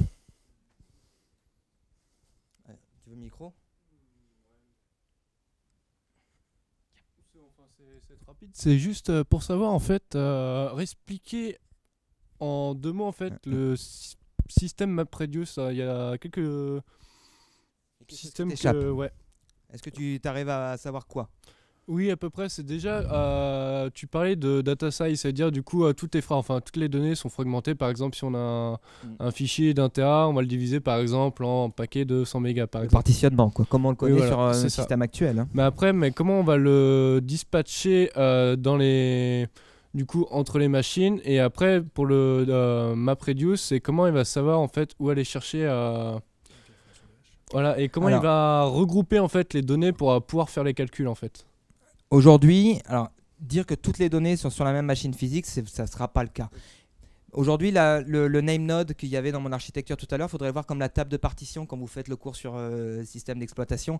Cette espèce de table de partition où vous avez ma partition, elle est dans tel espace, du disque, etc. Mais ça, c'est le name node, il détient toutes ces informations-là. C'est pour ça que quand vous faites un traitement MapReduce, on demande au name node où sont les données. Lui, il sait où c'est chaque partition. Donc, il va optimiser le traitement. Alors, tu as tout à fait raison de dire que toutes les données vont être sur la même machine. Bien sûr, ce n'est pas possible parce qu'ils partitionnent. Mais en tout cas, il y a une optimisation qui est faite dans ce sens. Donc, il faut essayer de comprendre ça. les mouvements, les données vont bouger. Hein. Et on le voit quand on utilise un cluster Hadoop, les données sont, s'il y a un traitement qui a besoin des données sont bougées en amont avant que le traitement arrive. Et ça fait partie des tâches du NameNode de faire ça. C'est pour ça que ce n'est pas un système si performant que ça et qu'on parle de taux de latence, parce que si tu enlèves toutes les étapes de lecture que j'ai dit des traitements tout à l'heure, plus tous ces mouvements de données qu'il faut avant de pouvoir faire le traitement, malgré que ça aille très très vite, eh ben, on ne dit pas qu'Hadoop est super performant. Il est performant parce qu'on peut distribuer, donc du coup on a une impression de puissance. Mais si on le prend unitairement à ce qu'il fait, en fait il est très mauvais. Et j'ai essayé de vous le montrer aujourd'hui. Voilà. Du coup, qu'est-ce qu'il fait? Il va étendre le nombre de machines pour essayer de devenir plus performant.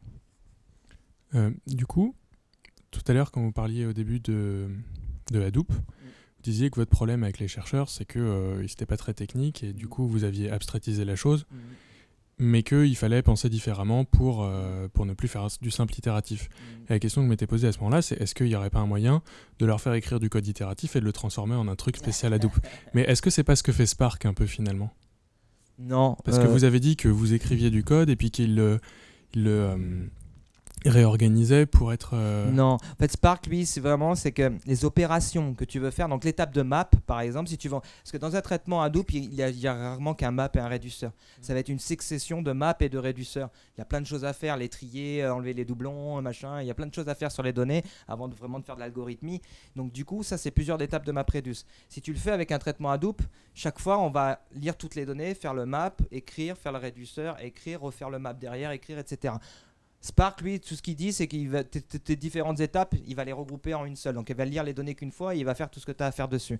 Mais les étapes de map, réduceur, partitionnement, traitement distribué, tu as les mêmes problématiques avec Spark. Spark, c'est du traitement distribué. Ça veut dire que tu vas travailler sur une toute petite partie des données et que ton traitement va travailler sur une partie minime de l'ensemble des données qui sont à traiter. Donc, ta façon de penser, elle est identique avec Spark. Par contre, ce qu'on a dans Spark et qu'on a moins dans Hadoop, c'est ce qu'on appelle la MLlib. C'est-à-dire que la MLlib, elle inclut des fonctions d'agrégation déjà précompilées à l'intérieur. Ça veut dire que tu vas avoir des counts, des AVG, des trucs comme ça. Si tu veux faire un AVG, un calcul de valeur moyenne avec Hadoop, il faut que tu la codes. Dans Spark, il y a quelques méthodes comme ça d'agrégation qui sont déjà faites. Mais derrière, ça revient au même. Hein. Et malheureusement, les problèmes dans les projets Big Data, c'est rarement simplement faire un count ou une valeur moyenne. C'est beaucoup plus compliqué. Nous, on essaie en tant de technicien d'aider les chercheurs avec ce paradigme-là, mais c'est vraiment un travail mutuel où eux, ils ont une vision algorithmique et nous, on a une vision de comment ça doit se dispatcher, et c'est un travail commun et c'est comme ça qu'on arrive à couper les programmes. Mais c'est vraiment aujourd'hui, s'il y avait une problématique à lever de nos projets à nous, Square Predict, dans les projets Big Data, c'est celle-là. C'est-à-dire prendre tout ce qui existait en termes d'analyse de données et le passer dans le monde distribué, c'est très très très compliqué. Parce que alors, ça doit être des outils mathématiques plus complexes que des moyennes, Ouais. mais j'imagine qu'ils ne sont pas extrêmement nombreux quand même. Des traitements de data, honnêtement, je connais rien, mais j'imagine qu'il y a une dizaine d'algos de référence. Tu as raison, et ils sont même déjà codés. Il y a du Camins, il y a des traitements analytiques qui sont déjà précodés en traitement distribué. Sauf que nous, dans notre expérience qu'on a vue, souvent, les chercheurs remettent en cause ces programmes parce qu'ils ne dépendent pas du type de données qu'on veut traiter. Et nous, ce qu'on a pu voir, c'est que souvent, en fonction des données que tu as à traiter et du traitement que tu veux en faire, les algorithmes changent. Si ça serait aussi simple de passer tout le temps le même algorithme sur n'importe quelle donnée et d'avoir une prédiction nickel à la fin, ça serait simple. Et bien non, il faut qu'on regarde les sources de données, leur format, quel type de Philippe a parlé de plusieurs types de prédictions qu'on pouvait faire. C'est pas le même algorithme pour faire de la recommandation ou pour faire de la détection de fraude ou ce genre de choses. Tout ça, c'est le truc. Moi, par exemple, que je ne maîtrise pas. Il n'y a que des statisticiens ou des chercheurs qui peuvent le dire. Et aujourd'hui, sur notre plateforme, je crois, sans me tromper, qu'il n'y a pas un seul algorithme préfait qu'on a utilisé. Tous, on a été obligé de les revoir. Parce que du coup, il pourrait être intéressant de les préprogrammés pour qu'eux aient plus à réfléchir à la question de quel algorithme je vais choisir plutôt que de l'écrire d'une façon à laquelle ils sont habitués. Et c'est pour ça que c'est à vous de... Parce qu'un mec comme moi, par exemple, à l'école, il n'y avait pas cette notion-là. Mais aujourd'hui, c'est vrai que les futurs développeurs, c'est ce qu'on met sous le terme de data scientist, on va vous demander d'être des très bons techniciens, mais aussi d'être un petit peu algorithmique, mathématique, comprendre des matrices, comprendre des pivots de Gauss, comprendre des choses un peu plus compliquées parce que vous devrez être capable de développer ce genre de choses. Mais aujourd'hui, c'est plus mutuel, on essaie de travailler ensemble parce qu'on a des très bons statisticiens, des très bons chercheurs qui ne sont pas techniques et des bons techniciens. Et aujourd'hui, on jongle un peu. Mais sûrement que le profil du développeur de demain va changer, oui. D'accord, merci.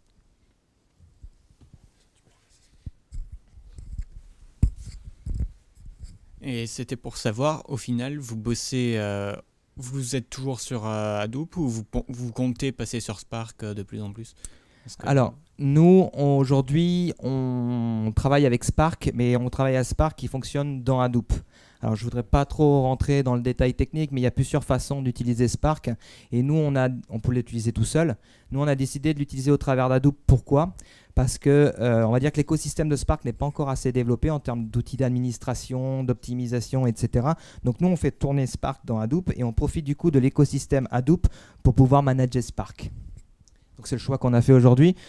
On a aussi des laboratoires qui ont des programmes qui sont écrits en MapReduce classique et qui ne veulent pas passer sur du Spark. Donc du coup, on est obligé d'avoir un petit peu les deux. Ouais.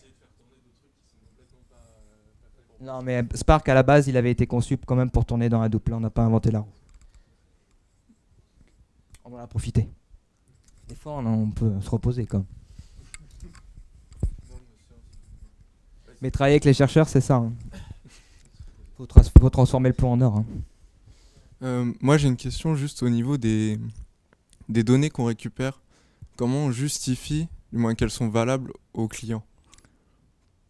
Alors, qu'elles sont valables aux clients? Oui, qu'en fait que... Je sais pas comment dire, mais... Ouais, qu'elles sont correctes, qu'on n'ait pas juste dit bah cette donnée c'est ça. Qu'on ait vraiment fait des calculs dessus du moins. Je sais pas... En fait, comme je l'ai dit, ensuite, dans le processus de gestion d'un projet, on évalue les résultats avant de les déployer.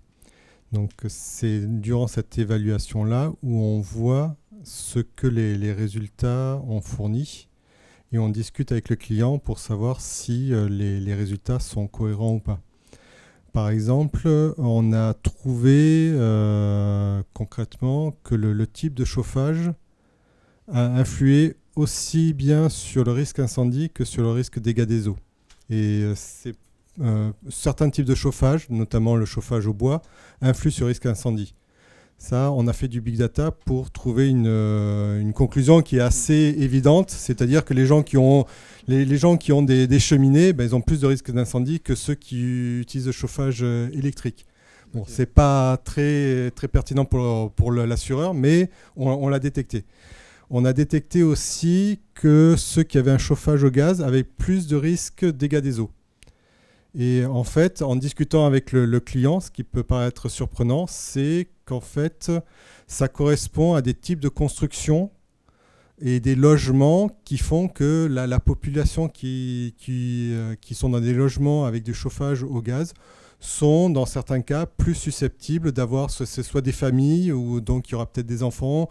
Enfin, c'est une causalité après qu'il faut chercher. Il n'empêche que ce type d'information, ça peut permettre aux clients de se dire bah, peut-être qu'il faudrait poser une question supplémentaire pour les prochains contrats d'assurance. Donc voilà, donc c'est vraiment un travail, lorsqu'on fait un projet Big Data, on analyse des données, mais on ne sait pas ce qu'on va trouver. Donc c'est pour ça que en début de projet, il est important de définir des critères de succès de la résolution d'un cas d'usage. Et j'en ai pas trop parlé, mais c'est un projet itératif, c'est-à-dire que même ces critères-là, en cours de projet, ils peuvent évoluer. Voilà, donc c'est vrai que le terme Big Data peut laisser à penser qu'on est capable d'analyser toutes les données. C'est pas vrai, hein, il faut vraiment faire des sélections. Il y a des données qui sont parfois pertinentes et il y en a d'autres qui le sont moins. On peut trouver des corrélations qui n'ont pas de causalité. Je pourrais en évoquer certains. Je prends un exemple relativement simple. On s'est rendu compte qu'il y avait une corrélation entre le nombre de prix Nobel et la consommation de chocolat par pays. Donc on pourrait se dire, ben voilà, si la France veut plus de prix Nobel, il suffit juste de faire baisser le prix du chocolat. Mais non, en fait, c'est beaucoup plus compliqué que ça. C'est plutôt qu'il se trouve que dans les pays où l'enseignement est de qualité, les gens consomment plus de chocolat. Donc vous voyez, donc on peut trouver avec des projets Big Data des corrélations, mais il y a quand même, l'informatique ne suffit pas. L'analyse humaine reste quand même assez essentielle. Et voilà, donc la partie analyse de données, c'est vraiment un tout, c'est vraiment des experts métiers, des experts en statistique et des experts IT. Et pour aller un petit peu répondre aux questions précédentes, sur la partie Big Data, notamment aujourd'hui, ce qui se développe, c'est tous les outils de base permettant de faire tourner des algorithmes statistiques, notamment le calcul de matrices. Aujourd'hui, il y a des algorithmes qui sont relativement simples, qui permettent de calculer, de faire des multiplications de matrices en MapReduce, qui permet de multiplier des gros volumes de matrices, alors qu'avant, il fallait des ordinateurs qui étaient extrêmement chers et que peu d'entreprises pouvaient se payer. Et là, après, ça permet aux chercheurs de pouvoir concevoir des algorithmes et ensuite de pouvoir les décomposer pour qu'ils puissent être programmés en MapReduce. Il nous reste encore une difficulté, c'est tous les algorithmes qui sont récursifs. Parce que le MapReduce n'est pas adapté pour les traitements récursifs. Et un des axes de recherche aussi, c'est vraiment de traiter, où on a assez peu parlé, c'est vraiment de traiter des algorithmes en streaming. C'est-à-dire que les données, elles sont mises à jour en continu, notamment lorsqu'on veut traiter le cas d'usage sur la sinistralité. Les informations issues des réseaux sociaux, elles arrivent en continu. Il n'est pas question dans ce cas-là de faire passer toutes les minutes le même algorithme, mais c'est vraiment de le faire passer une fois pour toutes et après de trouver l'algorithme qui va bien pour traiter les données, de traiter juste les nouvelles données et voir quel est l'impact sur le résultat final. Ça, c'est vraiment des travaux assez innovants sur la partie traitement en temps réel des gros volumes de données. C'était vraiment la partie vélocité où ça faisait un petit peu sourire les gens lorsqu'ils voyaient cette définition du Gartner qui date de presque 15 ans quand même, mais qui avait vraiment mis le point sur les 3 composantes les plus primordiales.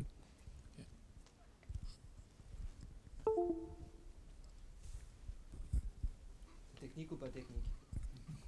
Un peu des deux. C'était pour savoir, du coup, dans les notions de Big Data, vous n'avez aucune notion d'intelligence artificielle. C'est-à-dire vous n'avez pas d'IA pour faire de l'algo et puis après, sachant que vous avez le résultat, votre algo se précise. Enfin, du coup, vous précisez l'algo à chaque sortie de résultat. C'est-à-dire si vous pouvez comparer avec un résultat, si c'est pour prévoir quelque chose, vous attendez que ce soit sorti, vous comparez et puis vous adaptez. Je vais y répondre à cela. C'est relativement simple. Si demain il y a une inondation, est-ce que vous savez comment vont réagir les gens sur Twitter? Ça va gueuler. La réponse, aujourd'hui, nous, on ne le sait pas. Donc si vous le savez, vous serez bienvenus. Donc la manière de traiter cela, c'est vraiment de prendre des informations du passé, d'établir des modèles et de voir si le modèle se reproduit et de trouver des moyens pour adapter le modèle, alors soit manuellement, c'est la première chose que l'on fera, soit de manière automatique. Les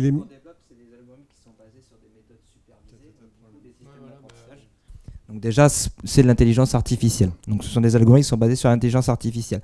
En plus, il y a une méthode de validation. Aujourd'hui, il dit Philippe, c'est normal, hein, on ne peut pas tout faire techniquement, mais pourtant on essaie de faire des choses. Il y a des méthodes aujourd'hui qui permettent de faire des systèmes récursifs avec cette méthode qui s'appelle la méthode MAE, où on va passer l'analyse, regarder le résultat, le comparer, refaire l'analyse différemment, etc. Et on peut adapter l'algorithme au fur et à mesure. Ça aussi, c'est un système d'intelligence artificielle. En plus, même en amont, et on est en train de travailler dessus aujourd'hui, c'est un terme que vous entendrez si vous entendez parler de Big Data, il y a le Data Discovery. Ça veut dire qu'aujourd'hui, sur les volumes de données, on est capable d'appliquer des algorithmes de statistiques assez pointus qui nous permettent de déterminer la signifiance d'une donnée, en tout cas sa pertinence d'une donnée pour le clustering qu'on a à faire juste avec la donnée qui est en entrée. Ça aussi, c'est des systèmes d'intelligence artificielle. Donc l'intelligence artificielle sur un projet de data mining, elle est partout, tout simplement. Oui, mais en fait, vous avez raison. C'est vraiment l'étape suivante où on mettra des algorithmes de machine learning. Et là, les laboratoires de recherche travaillent déjà là-dessus. Nous, ça sera l'étape suivante sur notre projet, certainement.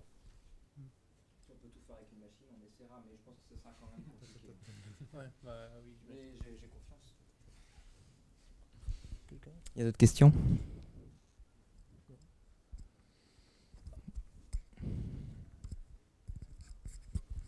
Moi, ce serait plutôt une question au niveau de la collecte des données. Si moi, particulier, je me décide de me dire allez, je vais collecter toutes les données qui passent sur Twitter. Est-ce que j'aurai un poids par rapport à une grosse boîte qui va pouvoir... Enfin, je veux dire, est-ce que c'est possible de faire du big data chez soi et de revendre après ces données à quelqu'un, ou faut avoir une boîte qui a des millions de clients Si tu fais que de collecter les données publiques, du coup, sur Twitter, quand on soit d'accord, que tu les stockes chez toi et que tu les rediffuses, il n'y a pas de valeur ajoutée. Alors, je veux pas déjà enterrer ta start-up, hein, mais il faudrait que tu puisses en tirer quelque chose de ces données Twitter. Donc, ce qui pourrait être intéressant, c'est peut-être de collecter les données Twitter, de les croiser avec une autre donnée, et puis d'en tirer une énième donnée avec une signification supplémentaire. Ça serait assez intéressant. Mais en tout cas, techniquement, aujourd'hui, rien ne t'empêche de collecter toutes les données publiques de Twitter. D'accord, mais donc du coup, c'est quand même plutôt un secteur qui est plus visé vers des grosses boîtes qui ont déjà des tonnes de données à analyser. C'est ça. De toute façon, les projets Big Data, pour l'instant, on va pas se mentir, ça touche les grands comptes qui ont déjà en interne des données importantes à traiter et qui voudraient les croiser avec d'autres données importantes qui arrivent de grands acteurs de la donnée qui ne sont pas forcément accessibles par n'importe qui non plus, et ils vous souhaitent croiser et avoir de l'analytique là-dessus. Donc pour l'instant, on n'est pas sur de la PME, ça c'est sûr, on est sur des grands comptes avec des données de données importantes à traiter.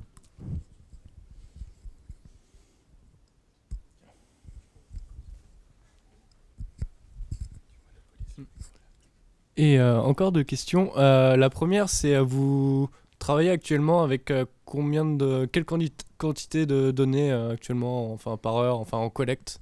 Là aujourd'hui, on n'est pas sur vraiment des gros volumes. On estime qu'on sera, que ce collecte de Twitter, on sera autour de 12 Tera en fin d'année là, à peu près. D'accord, mais c'est pas des données très volumineuses, mais nous on collecte pas tout Twitter. On collecte sur certains hashtags qui sont en lien avec le use case qu'on veut faire. Et aujourd'hui, ce sont les données Twitter qui représentent le plus de volume, parce que le partenaire qu'on a aujourd'hui distille ces données, mais de façon, on va dire, sporadique. Il attend de voir qu'on ait des résultats assez significatifs pour nous donner encore plus de données. Donc en gros, on est sur un POC aujourd'hui, donc on travaille sur des données assez minimes, donc on n'a pas un gros volume aujourd'hui.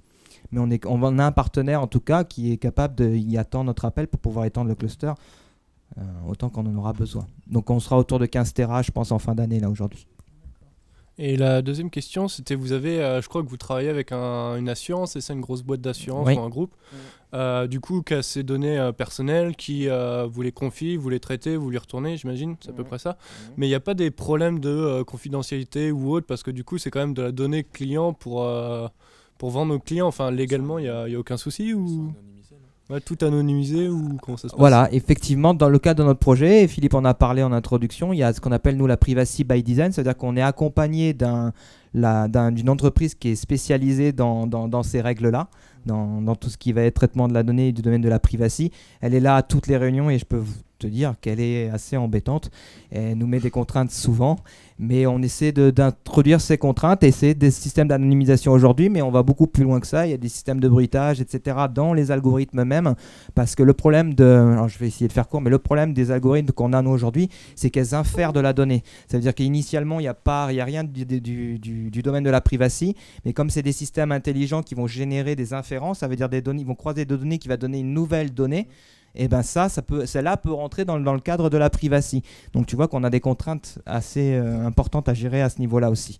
Mais il existe des solutions mathématiques pour pouvoir gérer ce genre de choses.